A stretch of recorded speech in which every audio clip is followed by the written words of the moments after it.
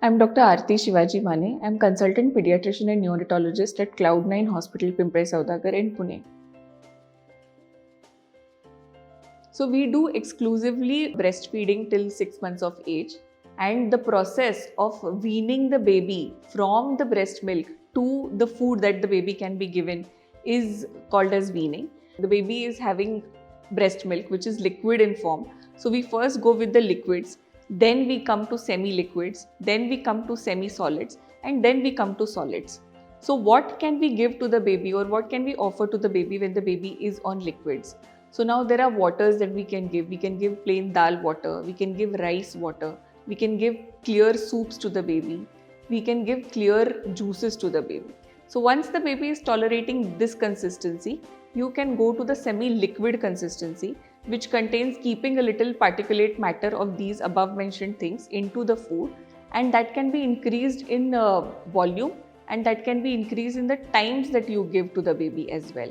Once the baby tolerates this, then we go to semi-solid consistency, wherein you make purees out of fruits, vegetables, wherein you use moong dal khichdi. You can prepare foods in either of the forms that the baby likes. You will understand when the baby starts accepting foods. So it is usually baby-led that we follow, whatever and however the baby likes. So coming to whether to add salt and sugar to the foods that the baby is eating. So we are not wanting to add that much amount of salt that we are eating into the food. But in case if you do not add even a pinch of salt to the baby's food, it is going to render food very, very tasteless, and the baby is going to refuse eating it. So I would suggest add a little pinch of salt to whatever you are adding so that it does not get tasteless. Always taste your food before offering it to the baby so that you understand what you have added to the food. Instead of adding sugars directly to the food, it is always better to add natural sources of sugar. So natural sources of sugars would come from food itself has a lot of sugar. Second thing would be using fruits. So if you are making something called as a sheera or a kheer, you can use banana, you can use a jackfruit, you can use a pineapple when you are making foods in it. So that integrates with the food also better. It tastes better, and you are using a healthier fruit also. So that increases the consumption of fruit as well for the baby. So when we have come to the semi-solid consistency, that is the time wherein you can start adding a little condiments also to the food. Again, in a very little quantity that you can add. And then at 9 months, if you all are vegetarians, egg could be introduced at around 8 to 9 months. First, we always try and introduce the yellow of the egg, which does not contain the protein part, which can cause allergies into the child. So when the baby starts tolerating the yellow of the egg, then we go to the protein part, and then we observe whether the baby develops allergies to the egg or the protein content of the food. So if the baby does not, then we continue giving boiled egg, or egg could be given in any form. If you want to make an omelet, or you want to use it as an egg flip along with the milk, that could also be done.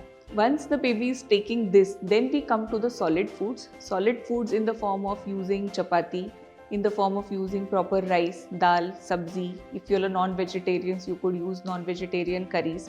Be careful about the chunk that you're giving or offering to the baby. It should not be a hard chunk of food or a hard chunk of meat that the baby is swallowing. That could induce choking into the baby. So you could soak this chapati into the curry or into the dahi or into the milk that you're offering to the baby, and allow it to soak, become soft, mash it with your own hands and give it to the baby. There is no requirement of using food grinder or a mixer for making food. All food can be prepared soft, can be boiled, mashed with a masher or a spoon or with your own hands, and then be offered to the baby.